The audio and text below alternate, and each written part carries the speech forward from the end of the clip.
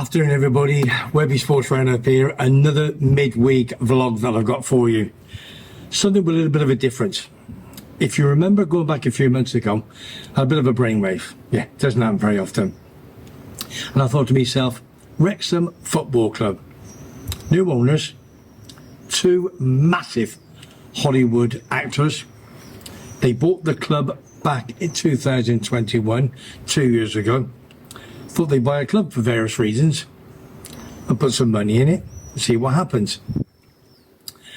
2 years later, unbelievable. They're doing absolutely fantastic. So I thought to myself, what can I do to get a bit of information? Wrexham Football Club.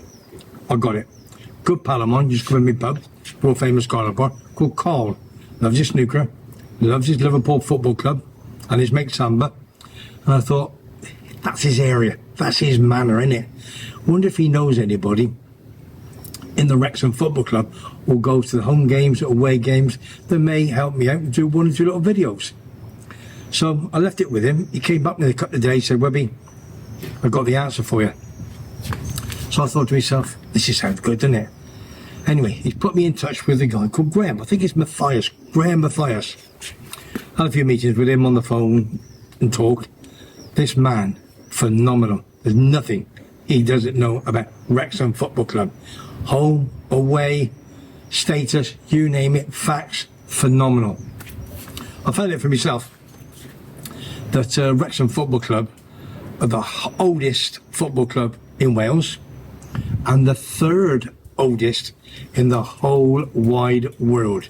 They were born in 1864. Yeah, 1864. Most clubs in Britain probably talking 1880s, 1890s. So they were 20 years younger than the rest of us. So I thought to myself, I'll ask him, will you do me a couple of vlogs?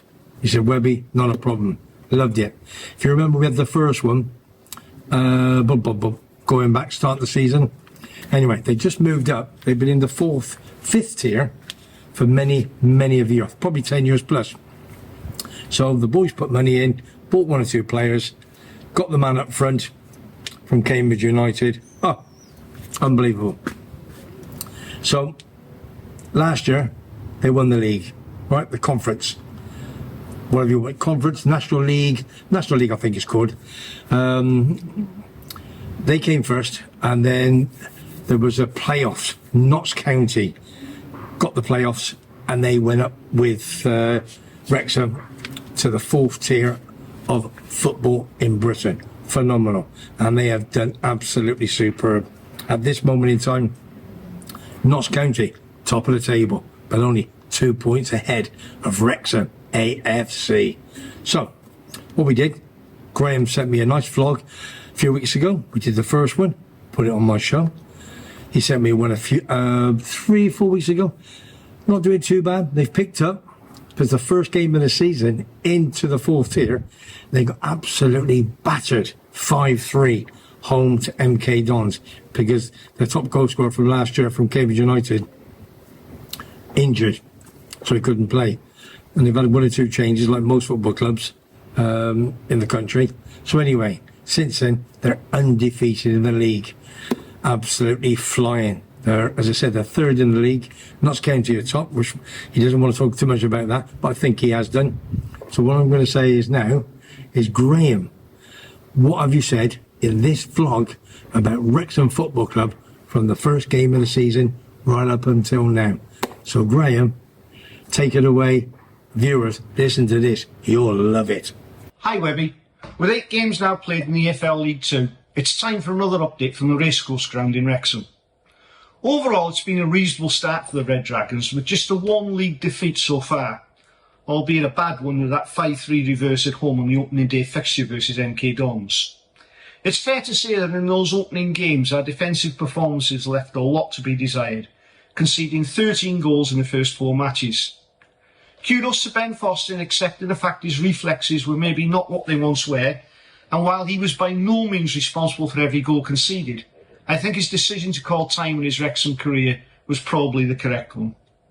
He leaves Wrexham though having stamped his name in our history with that last-minute penalty save versus Notts County last season, which in the end probably swung the automatic promotion spot our way. Since Ben's departure, we've tightened up at the back, conceding only 4 goals in the following 4 matches. But this is equally the result of new players being introduced into the squad and others returning from injury. We're also seeing a rejuvenated Mark Howard between the sticks, who at times last season looked a little unsteady, but who's returned to the team a new man, looking much more assured and confident, and more like the keeper who won the Player of the Season award at Carlisle the year before he joined us. The transfer window's now slammed shut, and while I mentioned previously the signing of James McLean and Will Boyle, we've also since added George Evans and Stephen Fletcher to the squad. We've only seen a few cameo appearances from both so far, but ex-Millwall player Evans already looks to be a cultured midfielder who should excel at this level. The surprise signing was free agent Steve Fletcher, the ex-Burnley and Wolves striker. Most people are aware that we tried to sign Luke Armstrong from Harrogate just before the transfer deadline, but what appears to have been a last-minute administration error on our behalf saw that deal fall through. However, we moved quickly on the deal to sign Fletcher, and in the very limited amount of time we've seen him play so far, that could prove to be a master stroke, even at the ripe old age of 36. As impact substitutions go, he looks to still have the ability to create havoc in the opposition defence, and playing alongside our other striking options looks a good acquisition. Since my last update, we were maybe a little unlucky not to come away from Barrow with 3 points, after an excellent first half display saw us take a 1-0 half-time lead, only to be pegged back in the second half by a well-taken strike that gave Barrow a share of the spoils. This was followed by our first away win of the season against local rivals Tranmere. In fairness, we dominated large portions of the game, but failed to take numerous chances, which really exposed the need to strengthen our forward positions, though a well-taken Hayden header eventually gave us a deserved 3 points, along with local bragging rights. Next, we had a home game against Doncaster Rovers, during which Paul Mullin made an unexpected return with a substitution appearance. He may need a few more weeks to get back to his best, but the opposition defence still got rattled by his speed of thought and movement, along with his desire to chase down what seemingly looked like lost causes and convert them into goal-scoring opportunities. In a game played in heat more akin to a desert, both sides struggled to find their A-game, but goals from Luke Young and Elliot Lee saw us chalk up another 3 points. Last Saturday's game against Grimsby saw us field the closest to our full-strength team so far this season. Whilst Grimsby looked a good team in possession, they failed to really threaten us in the final third, and in the end, we now are comfortable 3-0 victors. We played some nice football at times, and in recent games have certainly begun to show that we have the ability and desire to compete at the top end of this table this season. We have a run of difficult away games coming up against the likes of Stockport and Mansfield, which will either confirm that belief or burst the promising bubble. We'll see.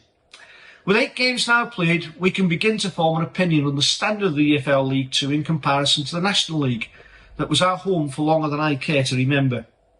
I suppose the one takeaway I have so far is that the standard of the opposition is unsurprisingly more consistent at league level, making all matches more competitive. So far, no one has come to park the bus at the racecourse, which unfortunately was a regular occurrence last season. That said, there are still many good teams in the National League who could hold their own at league level, and I'm definitely a proponent of changing the promotion and relegation arrangements between the EFL and National League to allow those teams greater opportunities. Whilst our situation is unique, given the level of investment our owners have secured for the club, it says a lot about the quality within the National League that Notts County also find themselves at the top of League 2. Despite the rivalry of last season, I have a lot of respect for Notts County and the way they attempt to play the game. Their manager, Luke Williams, is, in my opinion, one of the best young managers outside the Premiership, and if Notts hang on to him, there's nothing to stop them continuing their rise at the leagues, alongside Wrexham, of course. This week saw the launch of the second season of the Disney documentary Welcome to Wrexham, which covers our last season in the National League. I know this exposure has caused a lot of angst among supporters of rival teams, but in my opinion, this show demonstrates the difference a football team can make to the psyche of an entire community. It's a long time since I've seen the level of excitement and interest across the city in the football club. And despite not being much else to get excited about in Wrexham these days, the football team certainly brought everyone together like never before. It's less than 10 years since we were keeping this club alive through bucket collections and Christmas raffles. So most Wrexham fans will tell you, we make no excuses for enjoying our time in the limelight. That's about it for now, and hopefully by the next update we'll still be at the top end of the league and maybe starting to dream about another promotion. It just leaves it for me to say a big shout out to Webby for inviting me to provide this update. And remember, if you like what you hear and like what you see, subscribe today to Webby's Sports Roundup from sunny Tenerife. It's free on YouTube, bringing you the very latest sports chat and gossip. So until next time, diolch yn fawr and nos dda. There you are. Welcome back to Webby Sports Roundup. What a football few minutes that was. Graham Mathias, thank you very much indeed. Have you on again in a few weeks' time. Probably between now and halfway between now and Christmas to see how you're doing, see whether you can get to the top with Notts County. Wouldn't that be fantastic? The two teams from that league last year, first and second, and then obviously winners and the playoffs, and see if you can do first and second this year. Brilliant. So well done to the two Hollywood boys. Big Hollywood actors. They put £2 million worth of their own money into Wrexham Football Club 2021. From rags to riches, Wrexham Football Club. Phenomenal. Right, that's all about it for today. If you enjoyed that, which I'm sure you did, I've watched it a few times, to tell you the truth, the man knows his stuff right down to the core. So good luck to Wrexham Football Club. Now, as I always say, if you like what you hear and you like what you see, subscribe to Webby Sports Roundup. It is free from my manor in the south of Tenerife, in the sunshine. I'll speak to you very, very, very, very soon with another one of Webby's vlogs. Take care.